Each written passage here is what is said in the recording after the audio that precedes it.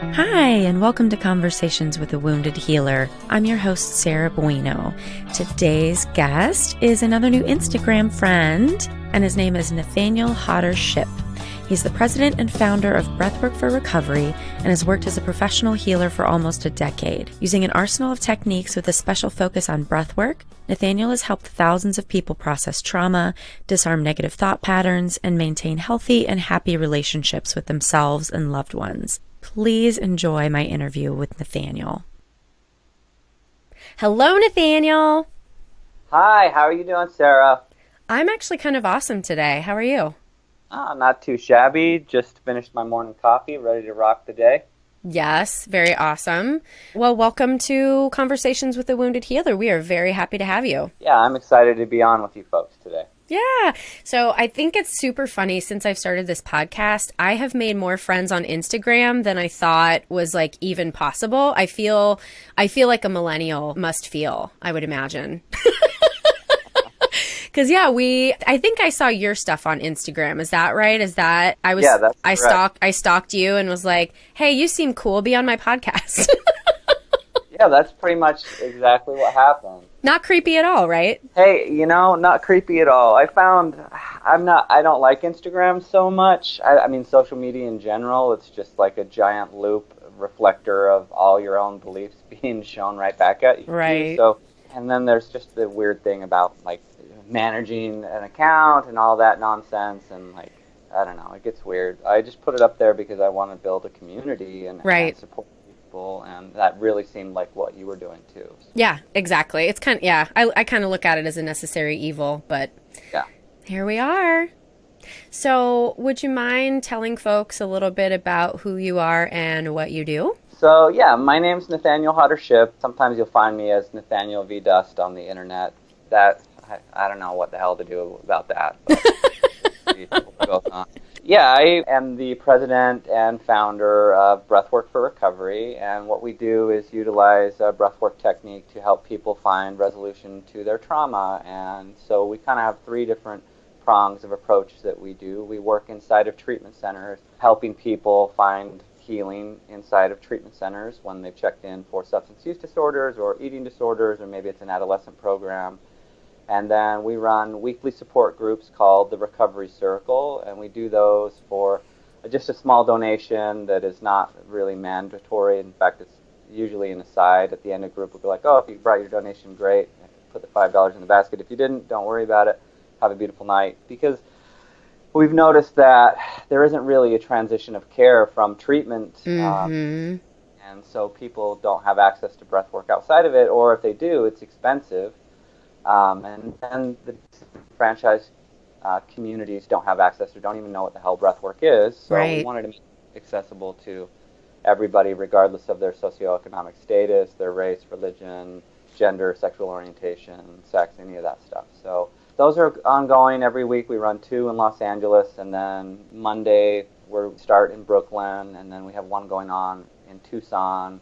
And ideally, we're expanding down into San Diego and up into Portland, relatively soon. And then we also are really excited about offering training for clinicians. So what we want is breath work to be given to clients in its most ethical form. And yes. So in order for that to happen, we want the right people to be trained. We want people who have mental illness training, who understand trauma and how to work with trauma, because at the end of the day, breath work is a trauma modality, and so we want people trained correctly and in the right hands, because we watch a lot of folks that get sober or find real passion with breath work, and then they're like, oh, I'm going to go and do this inside of treatment centers, and they don't have any real training.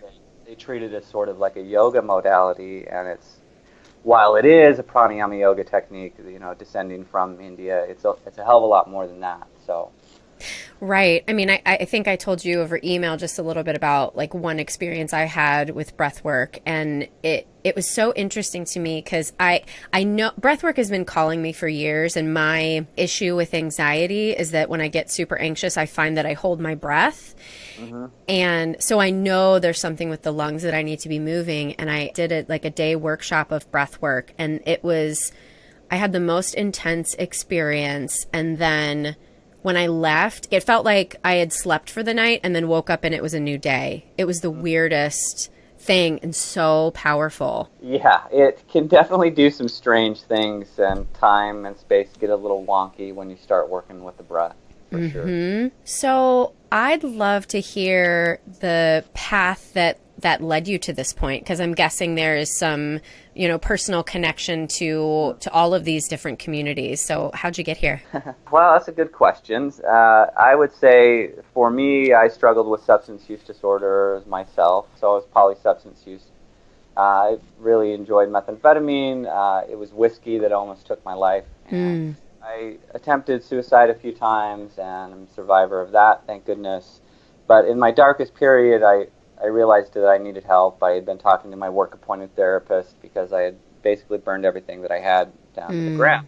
So the therapist was like, Nathaniel, in the 25 years I've been doing this work, you're the worst case I've ever seen. And I was like, oh. Wow. I'm like, I'm 27 years old. How is this possible? Wow.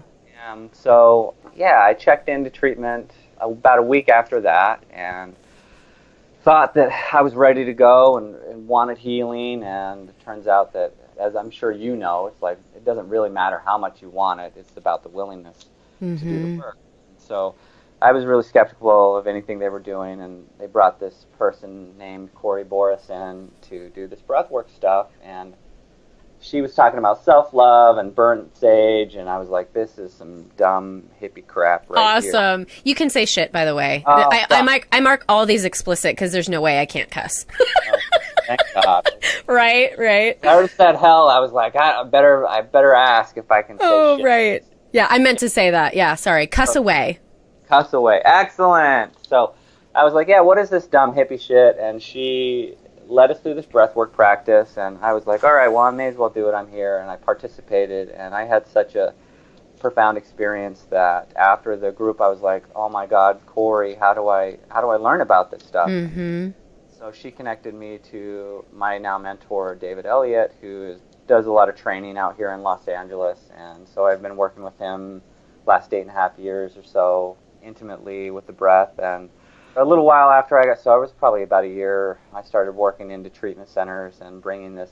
It was sort of I wouldn't call it a donation. It was more like I just wanted to come in and serve the people that were there. So I ran groups, a couple of times a month, and then, I've just watched it change a lot of lives. So throughout the years of me working with this, I've developed an apprenticeship program, and Breathwork for Recovery is kind of an extension of that, and getting people trained to do the work in an ethical way, and then really just watching the treatment industry as it stands now and watching it with such dismay at how we are doing treatment, and how it really bums me out. And so breathwork is one of the things that also I watch. Much of the community is, it's available to people with privilege, and that's great, that's fine, but I don't see very many people of color coming in and doing the work and having access to the work or knowing what it is, and that just feels like such a great disservice. So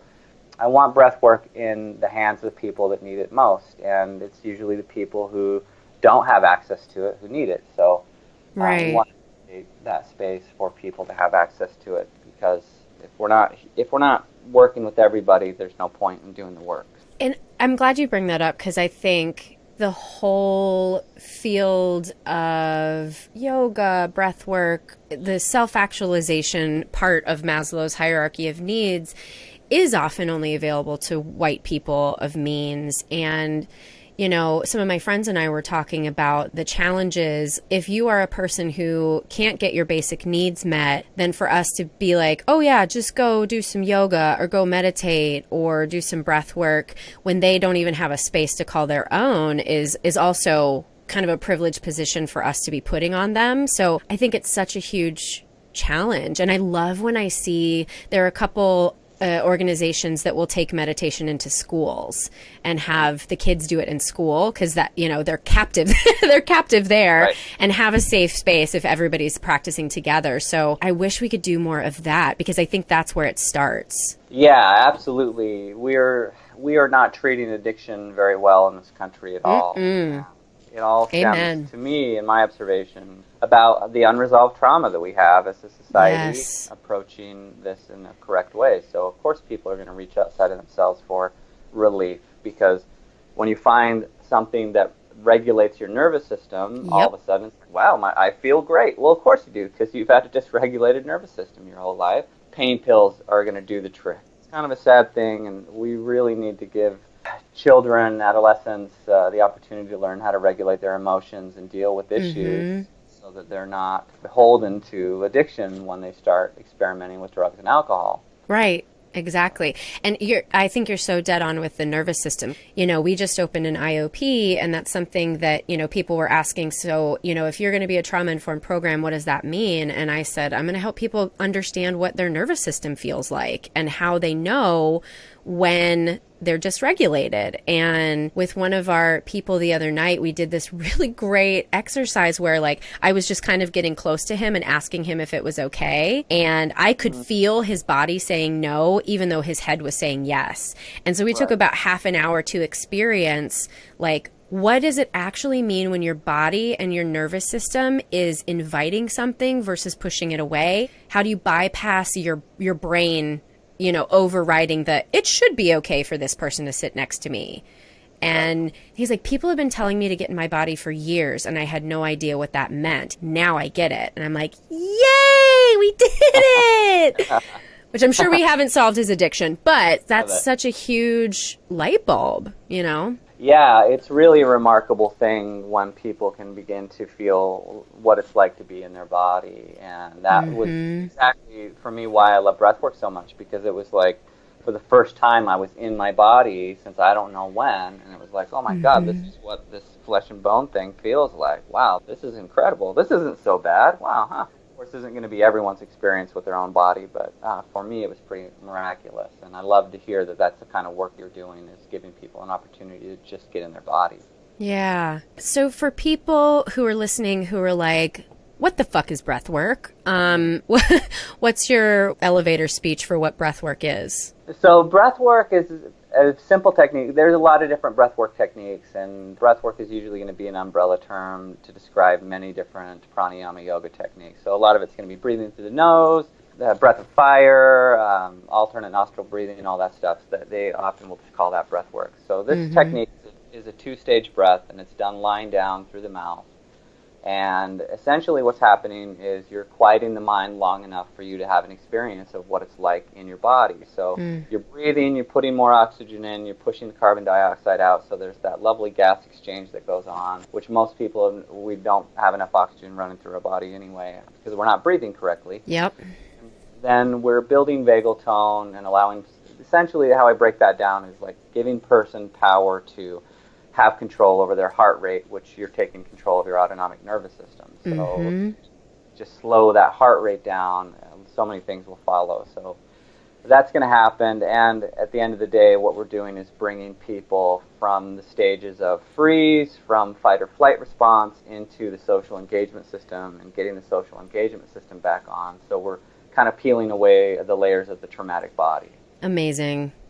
It's so funny to me. Well, not funny. I guess it's just really interesting that, you know, breath work and yoga and meditation, all of these techniques, A, they're free, and B, they are thousands of years old. And us white Westerners like thought we were like, no, science and and we're going to figure out all these things. And it comes back to all of these ancient practices are actually like, we have the tools. We don't need anything outside of self. Yeah, that is something that's really beautiful. It's a shame that we've kind of just cast aside these things and done what we have done with these modalities like meditation and breath work.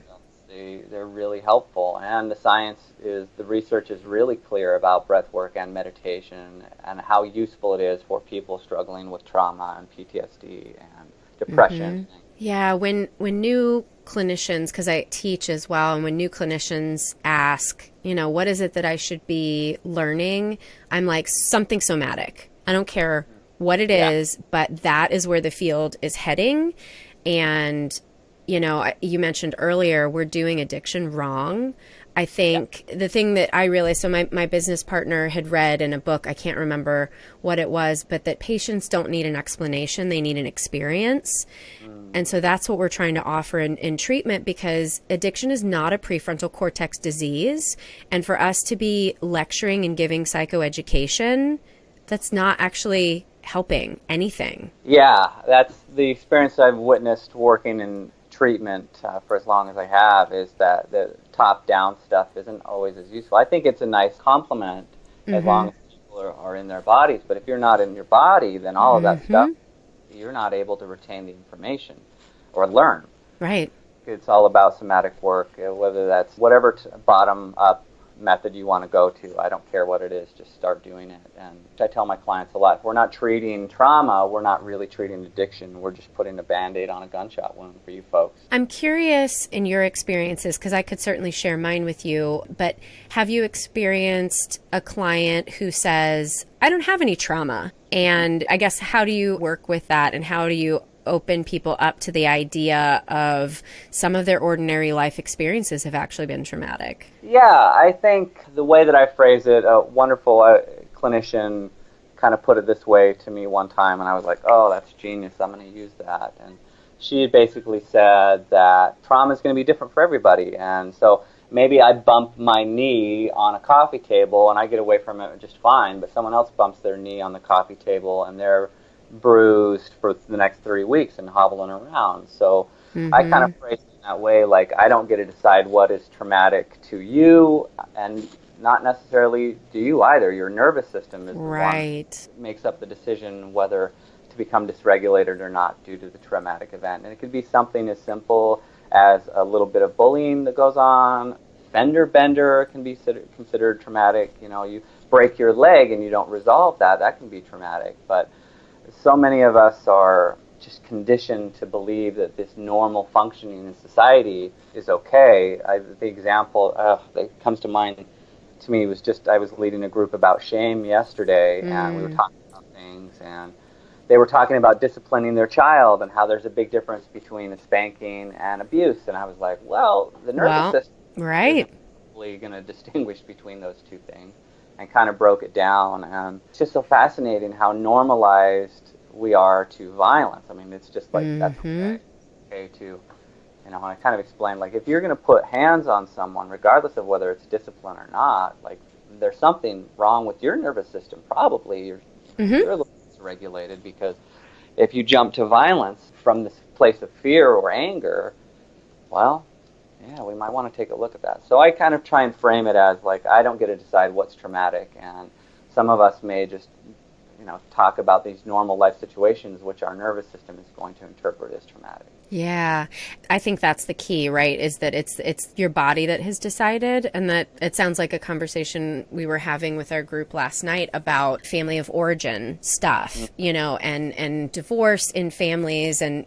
our patients saying like, oh, well, you know, the divorce didn't bother me, or it's not that big of a deal that I don't talk to one of my parents. And I'm like, yeah, you think that, but how are you feeling inside? And, you know, I remember my brother's experience of, our parents got divorced when I think I was probably 8, and so he must have been 5. And it was traumatic just based on the way that our parents were interacting through the whole thing. And if I really think about what my little nervous system was doing at that time, I felt completely unsafe. So I always kind of categorized that as a traumatic event. And my brother didn't until like 2 years ago, and finally recognized what a terrible experience that was, even though on the outside or on paper, you know, someone might not say like, oh, that was traumatic, but we felt wholly unsafe. And at that age, it is a survival thing. If your parents are not there for you, you literally could die because you can't fend for yourself. Yeah, such a fascinating thing.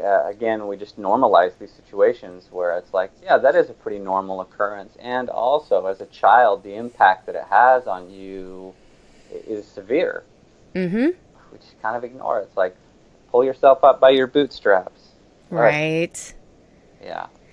I feel like I'm fighting this giant machine when it comes to that, right? Because it's not just, that's just not in the addiction industry. That's everywhere. Yeah, it's our entire society. We haven't addressed any of the issues that need addressing, and really, the SAMHSA website even lists like to be trauma-informed care, you've got to address the issues of gender, sex, sexual orientation, race, religion, all of that stuff to be truly trauma-informed. And we in the United States have not really addressed colonization. We haven't Right. addressed, that we've pretty much been a nation at war since its inception.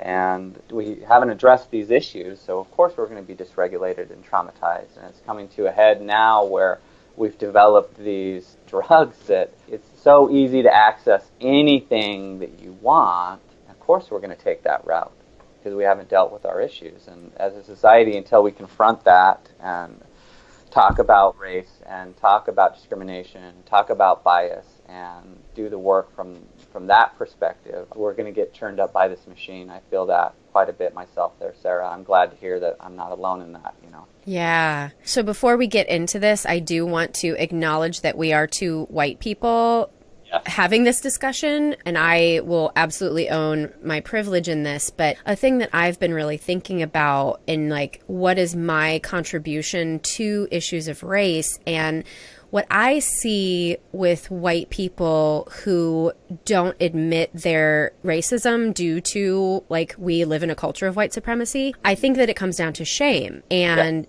what I know about shame is the person who is experiencing shame needs empathy in order to make a connection to that shameful thing. And I'm trying to figure out how to leverage my experience as a white person and give space for other white people to say, I'm racist, because we are inherently, even if that's not what we think, it's because we continue to participate in this culture. And I can empathize with why that would be hard for other people to admit. It's been the last couple of years, things that I've been really thinking about and really recognizing, holy shit, I am racist. And I want to be clear to listeners that I'm not saying that with pride. I'm saying that with authenticity of recognition of my shadow side, right? So I feel like there's so much work that needs to be done in the realm of shame to make more space for white people to essentially come out of the closet in admitting racism and how we contribute to it. Yeah, I like that perspective quite a bit. It's important that I feel like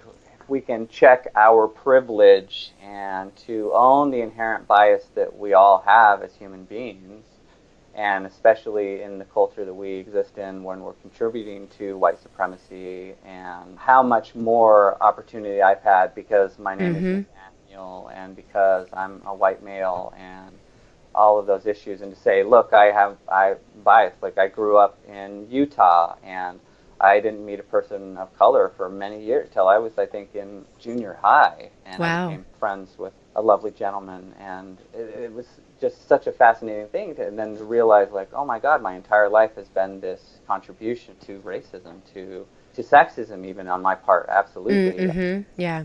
Check that stuff and say, hey, look, it's not that I'm this intentional being going out there and doing these things. It's that I have lacked awareness my entire life about these issues. And for me to say, yeah, you know what, I have this bias and I need to check it and I need to be aware of it and I need to help other people come to that awareness as well so that we can provide healing for ourselves and for everyone else. And it really is this cultural wound of, colonization. Like, literally from day one, my husband was telling me something, I can't remember what it was, but the other day, he was talking about, I think, Guatemala, because he was just there, and just different ways that white people have just, like, literally all we've done is come in and take shit from other cultures. And it's just, like, I just can't even believe how power has motivated. No wonder we're at this place where we define success in a monetary and power dynamic sort of way, because this is literally what's been going on for centuries. Yeah, it's fascinating. That's pretty much all we've done. And even in that space, I have to really check myself and the origins of breathwork and make sure that I give, like, hey, this is going to be a technique that generally they have their roots in India and the traditions that live there. And yeah, I think it's an important discussion that we have, because if we don't address these issues, then we're firstly not providing trauma-informed care for the people that are in our care, and then we're not resolving our own issues and not providing a safe place for ourselves and the healing that needs to occur for us to be the best that we can be. Who knew we were going to talk about racism today? Love it. Yeah. I think you have to. If we're going to have a conversation about healing trauma, I think that it's people a disservice by not discussing it. Yeah. So speaking of healing, maybe let's shift into the discussion of the word healer. So when you think of that word, how does it apply to you, if at all? What are your thoughts about it? So on my business card, I write the Heretic Healer. Ooh. And I've taken that kind of moniker as kind of like a tongue-in-cheek thing. And the word heresy has the etymological roots are about having a right to choose.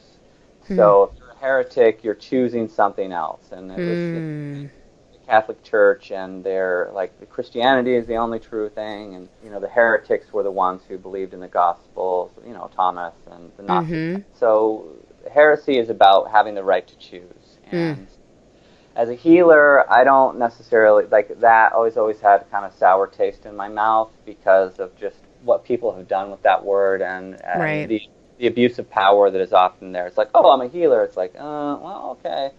Really what I want to do is give clients the ability to heal themselves and hold space for them to do the work and for me to just provide a container for the healing to happen. So I don't feel that I necessarily have any healing abilities. I'm just going to be able to hold some space for people to do the healing they need to do and give them choice, give them the power of choice back. Because with trauma robs you from the ability to choose. You can't choose that your nervous system is going to respond in the way that it responds. You don't get to choose once you become addicted to a substance. You don't get to choose the freedom that's there. So to me, it's all about providing choice, giving people back the ability to choose their own healing. So that's what I would say about the word healer. So it's interesting that it's on your business card, but at the same time, you're like, not sure about how I use that. Right.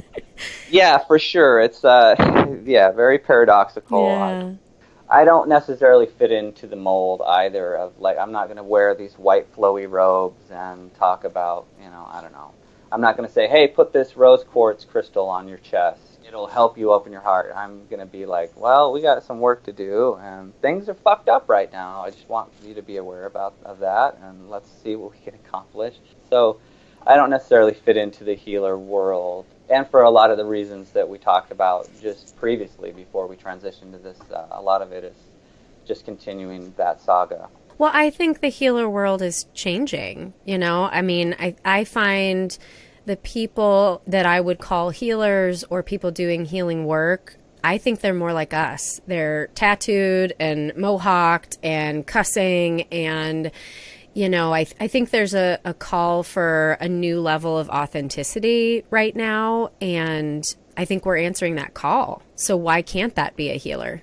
It's just not the historical. Yeah, I like that quite a bit, and there is a change. There is a resistance that's moving, and I think it is shifting into people. People that are doing the work are starting to reveal themselves more and more, it seems.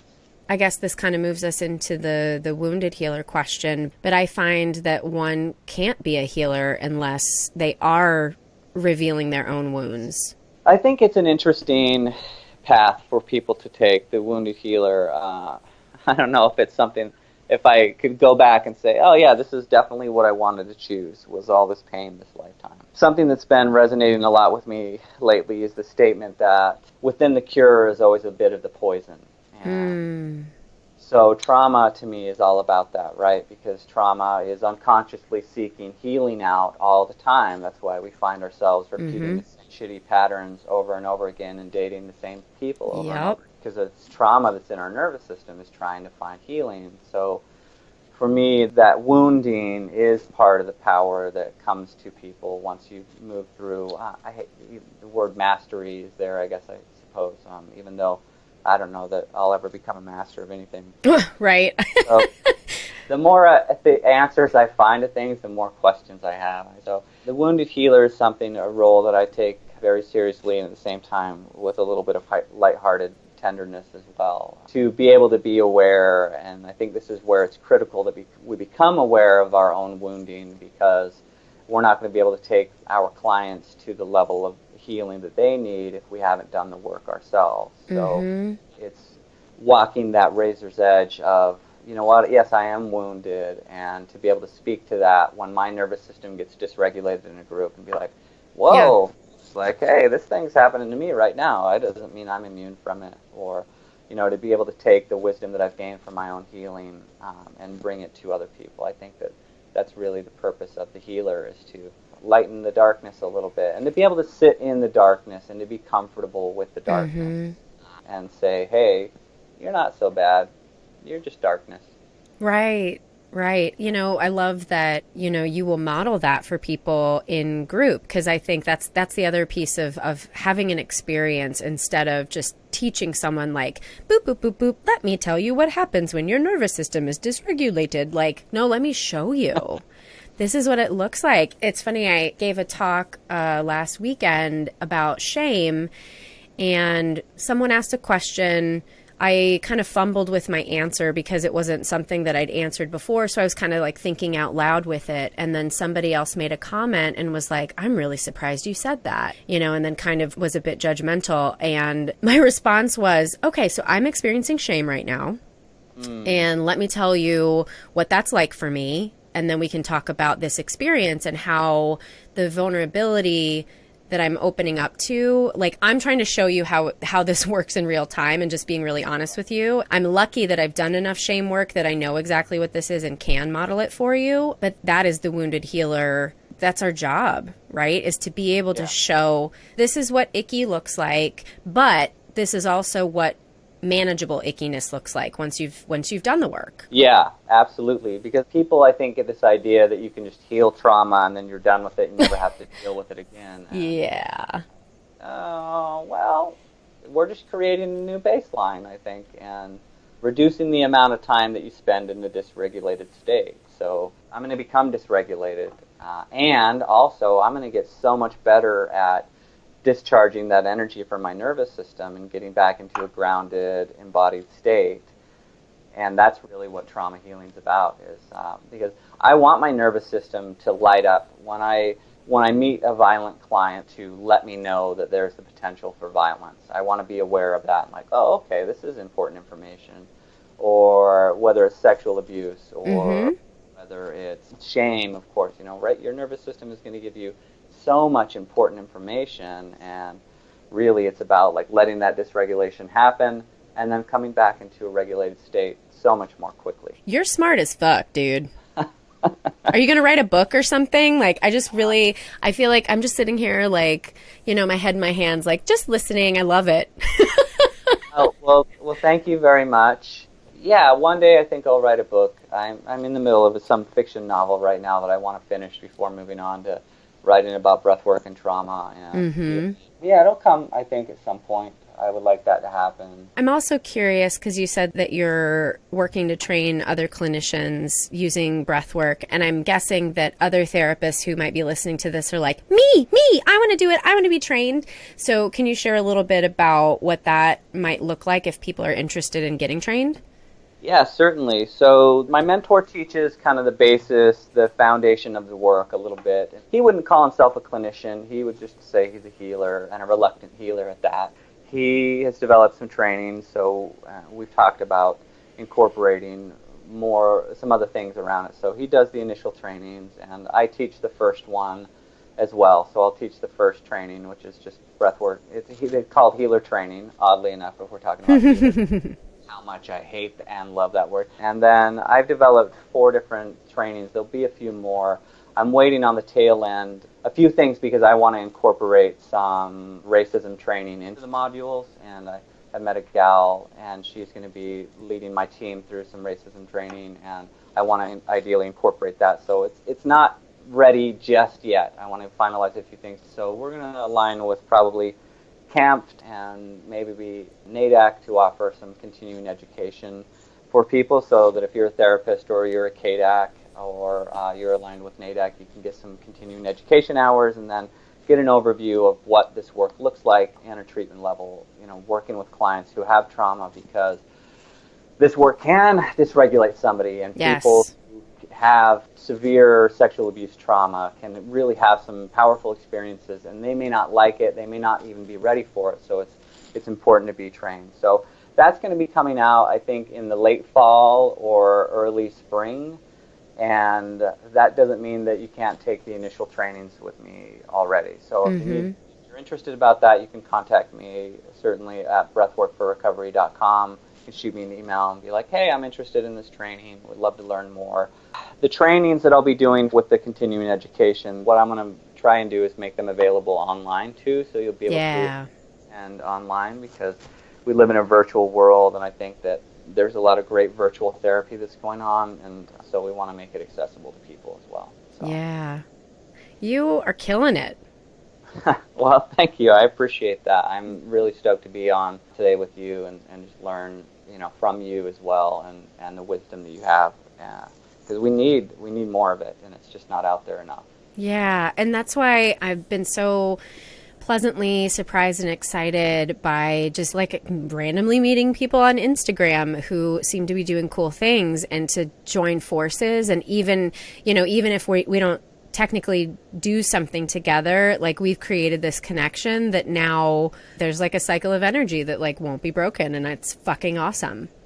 Yeah, I think it's fantastic. I know. I want to do everything. I need to clone myself and then like connect all their brains together, because there's literally not enough time to do all the things I feel like I really need to do in this lifetime. Yeah. There's not. It sucks. It does. There's so much cool stuff out there that's going on. Just really rad healing that's happening. Yeah.